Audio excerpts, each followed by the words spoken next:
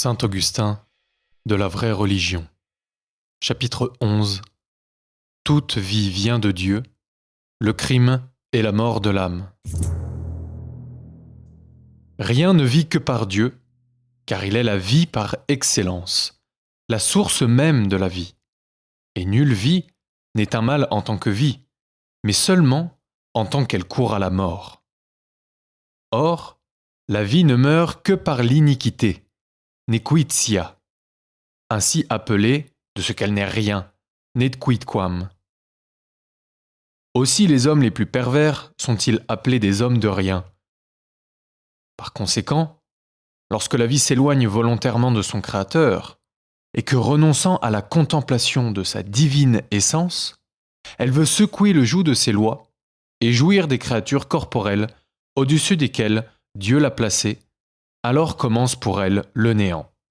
Nihilum nequitia. Non que le corps n'existe plus. Il y a encore entre ces différentes parties une harmonie sans laquelle il ne pourrait subsister. Ainsi, il a été créé par l'auteur même de toute harmonie. Il y a dans sa forme une paix sans laquelle il n'existerait sûrement pas.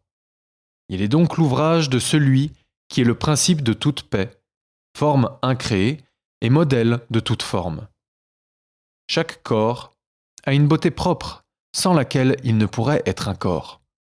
Et si l'on veut savoir qui l'a ainsi distingué, cherchons le plus beau de tous les êtres, celui de qui vient toute beauté.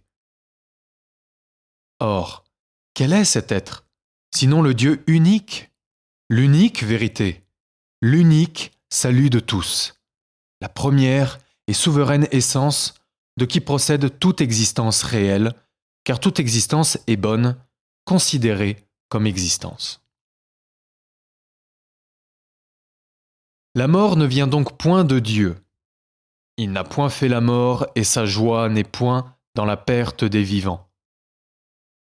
Essence souveraine, il a donné l'être à tout ce qui est, de là même ce mot essence. La mort, au contraire, pousse à n'être pas ce qui meurt, en tant qu'il meurt. Si les êtres qui meurent périssaient tout entiers, ils seraient complètement réduits au néant. Mais ils meurent d'autant plus qu'ils participent moins à l'existence, ou, pour parler plus brièvement, ils meurent d'autant plus qu'ils sont moins. Or, le corps est inférieur à la vie, quelle qu'elle soit, parce que le peu qu'il conserve de ses traits, il le doit à la vie, soit à celle qui anime chaque être vivant, soit à celle qui est répandue dans la nature tout entière. Le corps est donc plus soumis à la mort, aussi est-il plus voisin du néant. C'est pourquoi la vie, qui se laisse séduire par les jouissances du corps et qui abandonne Dieu, court au néant. C'est le crime par excellence. Nequitia.